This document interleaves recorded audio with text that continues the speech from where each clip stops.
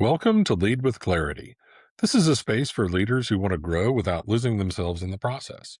Each episode is a short reflection on leadership, influence, and the inner work that shapes how we show up for others. It's not hype, not noise, just clear thinking for the journey of leading well.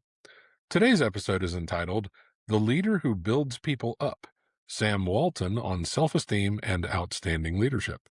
Here we go. Think about the leaders who shaped you most, not the ones who gave you the hardest feedback, not the ones with the most impressive titles, the ones who made you believe you were capable of more than you thought you were. There's a reason those leaders stand out in your memory. They did something most leaders never do deliberately. They invested in how you saw yourself.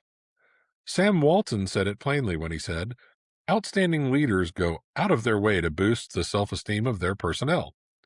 Walton was not a theorist. He was an operator. He built Walmart from a single store in Arkansas into the largest retail company on the planet.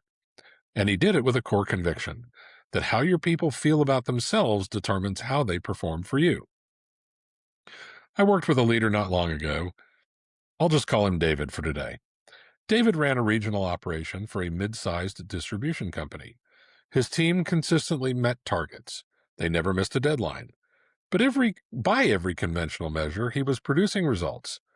But when we dug into his team's engagement and retention numbers, the picture shifted. People were leaving, not for better pay, for better leadership somewhere else.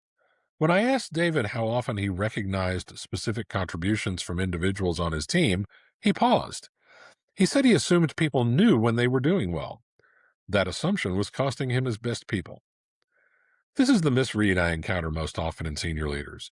They believe that praise is a tool for underperformers, that high performers are self-sufficient, that strong people do not need to be told they're doing well. That line of thinking is understandable, and it is wrong. Even your most confident, most capable team members need to feel that their work is seen. Acknowledgement and flattery are not the same thing. Recognition tied to specific behavior is information. It tells someone what to keep doing. It tells them what excellence looks like in your eyes.